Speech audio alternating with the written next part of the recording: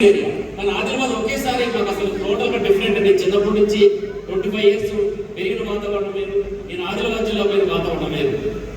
కోటమే నన్ను ఉట్టూరులో ప్రొఫెషన్ చేసినారు. అయినా కూడా నేను ఎట్టి పరిస్థితుల్లో ఆ రోజు, ఎందుకంటే మాకు చిన్నప్పటి నుంచి విలేజ్లో పెరిగాము కాబట్టి ప్రతి సమస్య తెలుసు కాబట్టి అడవులు అయినా కూడా భయపడకుండా ఎంత ఆ రోజు ప్రొఫెషన్లోనే మాకు రైట్స్ ఆర్గనైజ్ చేసి ఎవ్రీడే మేము మూవింగ్ ఆపరేషన్స్ పోయేవాళ్ళం. అట్లా ఆదిలాబాద్ జిల్లాలో నా ప్రస్థానం స్టార్ట్ అయింది.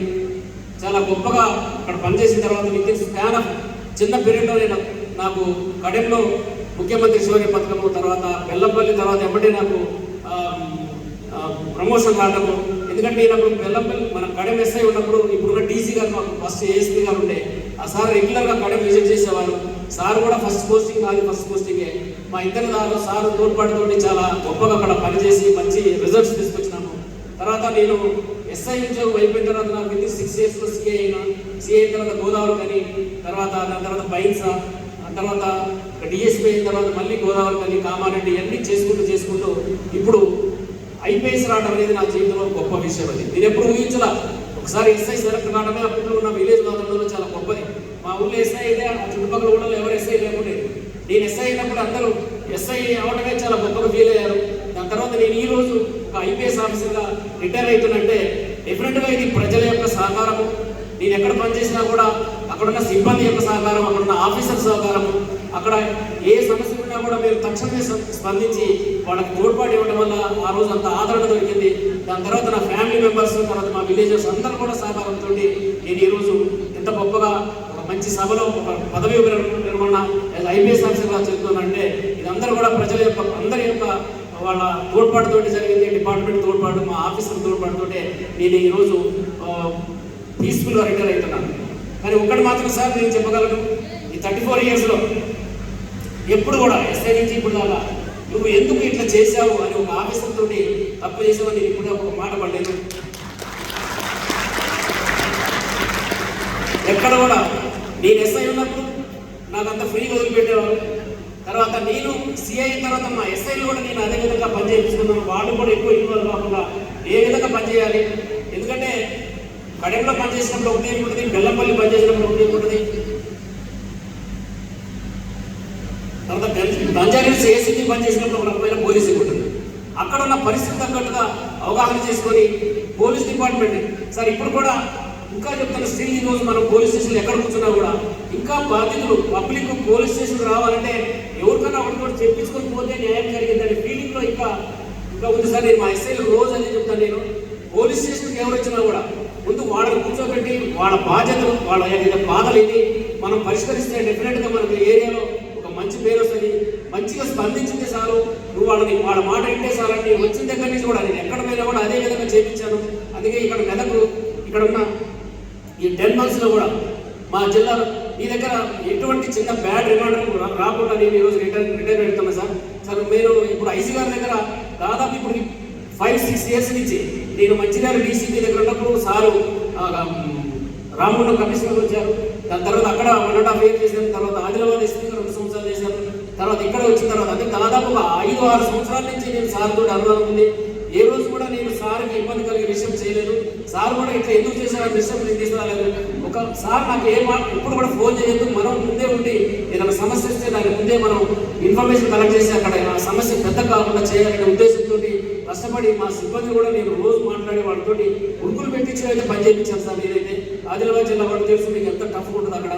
అదేవిధంగా కలెక్టర్ గారు కూడా సార్ నేను మంచిర్యాల డీసీకి ఉన్నప్పుడు సార్ కలెక్టర్ గారు అక్కడ బెల్లంపల్లి అడిషనల్ కలెక్టర్ గారు ఉండేది. దాని తర్వాత ఎస్పీ నేను ఆదిలాబాద్ రాగానే సార్ ఎస్పీ మన కలెక్టర్ ఆదిలాబాద్ వచ్చారు. అక్కడ కూడా 2 years కన్సిడర్ చేసినాము. అక్కడ ఎలక్షన్లో కూడా ఎక్కడ ఒకరోజు సార్ మీరు క్లియర్ చెప్పారు అసలు ఆదిలాబాద్ జిల్లాలో ఎలక్షన్ అయిందా లేదా, అసలు మా ఒక్క అన్ని జిల్లాల నుంచి ఏదో ఒక లొల్లేది, ఒక్కరోజు కూడా ఒక చిన్న లొల్లైనట్టుగా ఇన్ఫర్మేషన్ రాలేదని ఒకరోజు సెల్ కాన్ఫరెన్స్లో మీరు అన్నారు. ఇది మాత్రం చాలా గొప్ప విషయం. నేను ఎందుకంటే ఇవన్నీ కూడా ఈ విధంగా నేను ఎక్కడ చిన్న రిమార్క్ రాకుండా చేయడం కారణం ఏంటంటే ఓన్లీ మా సిబ్బంది సార్ నేను రెగ్యులర్గా వాళ్ళతో మాట్లాడుకుంటూ అప్ టు కానిస్టేబుల్ ఏదైనా పని కానిస్టేబుల్తో అయితేనుకుంటే నేను కానిస్టేబుల్తో డైరెక్ట్ మాట్లాడేవాడిని, ఎస్ఐతో అయితేనుకుంటే నేను ఎస్ఐతో మాట్లాడేవాడిని, అదేవిధంగా సిఐతో అయితేనుకుంటే సిఐతో మాట్లాడేది. ఎందుకంటే వాళ్ళతో మనం డైరెక్ట్ కమ్యూనికేషన్ ఉండడం వల్ల మనకి ఎటువంటి ఇన్ఫర్మేషన్ గ్యాప్ ఉండదు. తర్వాత అక్కడ ఏం జరిగినా కూడా మనకు క్లియర్ తెలిసింది కాబట్టి మనం క్లియర్ ఇన్స్ట్రక్షన్స్ ఇచ్చి వాటితోటి మనం అక్కడ పని చేయించుకోవడం వల్ల ఎటువంటి సమస్య ఉంది సార్. ఎందుకంటే మేము పనిచేసే ఏరియాలు అన్నింటిలో కూడా ఒక ప్రత్యేకమైన పరిస్థితులు ఉన్నాయి. అంతకుముందు నక్సలిజం ఉంది, దాని తర్వాత ఇప్పుడు కమ్యూనల్ చిన్న చిన్న వాటికి కూడా పెద్ద పెద్ద ఇన్సిడెంట్ అయ్యే ఉదంతాలు ఎన్నో ఉన్నాయి. కానీ మేము దాని మీద అవగాహన చేసుకొని పనిచేయడం వల్ల ఎక్కడ కూడా నేను చేసే ఏరియాలో చిన్న ఇన్సిడెంట్ కూడా రాలేదు. తర్వాత నేను ఆదిలాబాద్ జిల్లాలో 19 ఇయర్స్ చేసినా కూడా ప్రతి ఇన్సిడెంట్ అయినప్పుడు పైసా ఇది ప్రతి ఇన్సిడెంట్ కూడా నన్ను పైసా ఇంటికి పంపించేవాళ్ళు. నేను పైసలు కూడా దాదాపు 1 ఇయర్ చేశాను. అక్కడ ఉన్న పీరియడ్లో చాలా ప్రజల సహకారంతో చిన్న ఇన్సిడెంట్ కాకుండా అక్కడ మేము చాలా గొప్పగా పనిచేశాము. ఆ 19 ఇయర్స్లో ఎన్నిసార్లు ఎక్కడ ప్రాబ్లం ఉన్నా కూడా నన్ను ఇన్వాల్వ్ చేయడం వల్ల అట్లా విధంగా నాకు ఎలివేషన్ వచ్చింది. ప్రతి ఒక్కరు కూడా తెలిసింది సార్.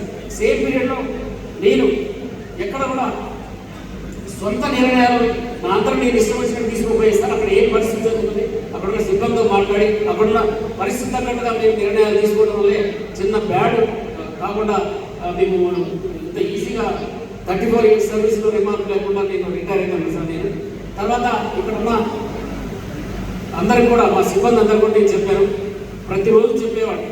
మెదక్ జిల్లా మీరు వచ్చిన తర్వాత ఇది కొత్తగా ఏర్పడిన జిల్లా సార్. ఆ కొత్త జిల్లాలో ఎటువంటి సమస్యలు ఉన్నా కూడా మనమే తీసుకోవాలా, ఎందుకంటే ఫెసిలిటీ ఉన్నా లేకపోయినా అని మాకు ఒక ఏరియా ఇస్తే అక్కడ ఏమేమి ప్రాబ్లమ్స్ ఉన్నాయి అన్నీ కూడా సాల్వ్ చేశాము.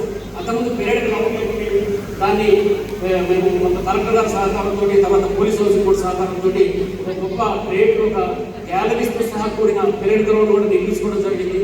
ఇప్పుడున్న టోటల్గా మాకు ఒక దగ్గర 60 ఏకర్స్ ఇస్తే మొత్తం 60 ఏకర్స్ కూడా ఫెన్సింగ్ చేసి దాదాపు ఒక 1000 చెట్లు నాటి మా లోకల్ ఎస్ఐలు సిఐ సహకారంతో డ్రిప్ ఇరిగేషన్ పెట్టి ప్రతి చెట్టు కూడా ఈరోజు సమ్మర్లో ఎటువంటి ఇబ్బంది కలగకుండా ఇప్పుడు అన్నీ కూడా చాలా బ్రహ్మాండంగా నాటుకొని మంచి ఒక నెక్స్ట్ 1-2 ఇయర్స్లో మంచి ఏరియా తయారు చేయడానికి మేము కృషి చేశాము. తర్వాత ఈ జిల్లాలో ఫైరింగ్ రేట్ లేదు. కలెక్టర్ గారు అడిగితే 5 ఏకర్స్ ఇంటిగ్రేట్ ఒక గుట్ట ఇస్తే దాన్ని ఒక నెల రోజులు కష్టపడి ఒక ఫైరింగ్ రేట్ కూడా ఈ జిల్లాలో చేయించుకొని మీ చేతుల మీద ఘనంగా దాన్ని ఏర్పాటు చేయడం కూడా జరిగింది సార్. లేకుంటే అంతకుముందు ప్రతిసారి కూడా మేము సిద్దిపేట కానీ అక్కడ సంగారెడ్డి కానీ పోయి అక్కడ ఫైరింగ్ చేసి వచ్చే పరిస్థితులు ఉండేది, కూడా అవసరం లేదు. ఈ జిల్లాలో పోలీస్ సంబంధించిన అన్ని సమస్యలు కూడా దాదాపు ఈ చిన్న చిన్న సమస్యలన్నీ కూడా కలెక్టర్ గారి సహకారంతో, తర్వాత ఇక్కడ లోకల్ మా సిబ్బంది సహకారంతో అన్నీ కూడా పరిష్కారం చేయడం జరిగింది. తర్వాత ఇక నా సర్వీసులోకి వస్తే నేను ఖమ్మం జిల్లా నుంచి ఆదిలాబాద్ జిల్లా దాదాపు 350 కిలోమీటర్లు. ఏ రోజు కూడా నేను మా విలేజ్ మర్చిపోలేదు. ఎవ్రీ 2-3 ఒకసారి విలేజ్ మంత్స్కోసారి విలేజ్ పోయేవాడిని. తర్వాత ప్రజలు అక్కడ విలేజ్ కూడా ఏ సహాయం వచ్చి ఏ ప్రాబ్లం వచ్చినా కూడా నేను ఇన్వాల్వ్ అయ్యి, ఎందుకంటే చిన్న విలేజ్ కాబట్టి విలేజ్ వాతావరణం వాళ్ళకి చాలా ఎస్ఐలు మా ఊరి నుంచి అంటే వాళ్ళు చాలా కోరికలు ఉంటాయి. ఏ ప్రాబ్లం వచ్చినా కూడా నాకు ఫోన్ చేసేవారు.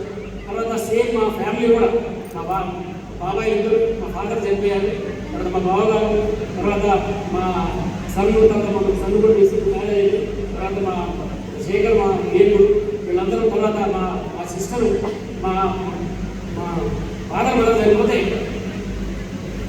మా ఇంట్లో ఎవరు ఇద్దరిని ఉద్యోగానికి ఆదిలాబాద్ చేస్తాం. వాళ్ళు తీసుకొచ్చి మా ఇంట్లో అక్కడ ఉంచుకొని మేము వాళ్ళని కొంత ఫ్యామిలీ చూస్తున్నాము. తర్వాత ఈ రోజు దాకా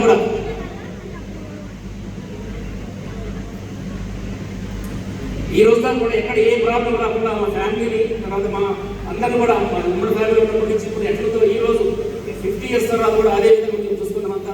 తర్వాత నేను పనిచేసేటప్పుడు నా దగ్గర పనిచేసిన కానిస్టేబుల్స్ కానీ ఎస్ఐస్ కానీ నేను కింద ఉన్నప్పుడు పై ఆఫీసర్ నా మీద ఎటువంటి ఇబ్బంది లేకుండా చూసుకునేవాడిని. ఇప్పుడు నేను పై ఆఫీసర్ కూడా కింద వాళ్ళకి ఎటువంటి ఇబ్బంది రాకుండా ఇన్వాల్వ్ అయ్యి ఏ సమస్య అయినా కూడా ఈజీగా పరిష్కారం చేసుకొని శాంతి భద్రతలు కాపాడే విషయంలో ఎక్కడ మేము వెనక్కి పోకుండా చాలా బ్రహ్మాండంగా మేము ముందుకు పోయినాం సార్.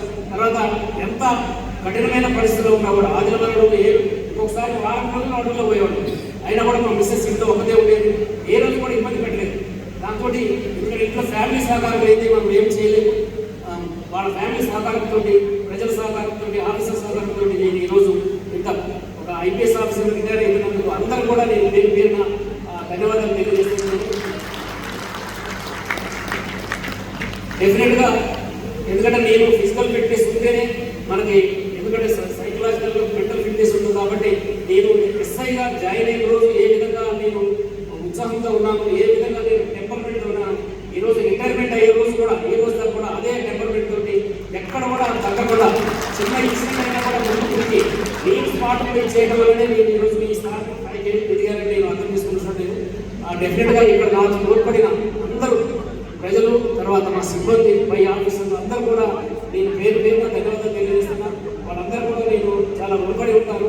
కానీ గొప్పతనం ఏంటంటే సార్ 10 months ఇక్కడ పనిచేసినాను. నా సర్వీస్లో తక్కువ పీరియడ్ ఇక్కడ దాకా అయినా కూడా నేను 10 monthsలో ఇక్కడ మంచి ఇంత పెద్ద ఎత్తున నాకు ఫేవరెట్ పార్టీ అరేంజ్ చేసినందుకు అందరూ కూడా నేను పేరు పేరుగా ధన్యవాదాలు తెలియజేస్తూ ఇక్కడ మెదక్ జిల్లా పోలీస్ సిబ్బందికి డెఫినెట్గా నేను తల వంచి వాళ్ళకి నమస్కారం చేస్తున్నాను. ఎందుకంటే నేను ఇప్పుడు దాకా నా గురించి చాలా విషయాలు చెప్పాను. అవన్నీ కూడా నేను ఒక్కోసారి ఎంత చెప్పినా కూడా సార్ ఏ ఇష్యూ వస్తే వాళ్ళతో నేను ర్యాష్గా ప్రవర్తించేది, ఒకసారి దురుసుగా మాట్లాడేవాడిని. ఎందుకంటే ఆ పరిస్థితి అట్లాంటిది. వాళ్ళని ఎవరు కూడా నేను నా ఇంటెన్షన్గా ఎవరిని కూడా ఒక మాట లేదు. దాన్ని మీరు అందరూ కూడా మన్నించాలని, తర్వాత ప్రజలు కూడా నన్ను గొప్పగా ఆదరించినందుకు మెదక్ జిల్లా ప్రజలు కూడా నేను పేరు పేరున ధన్యవాదాలు తెలియజేస్తూ ఈరోజు నాకు ఇంత గొప్పగా పదవి విరమణ సభ ఏర్పాటు చేసినందుకు మరొకసారి నేను వారికి నమస్కారం చెప్తూ నేను ముగిస్తున్నాను.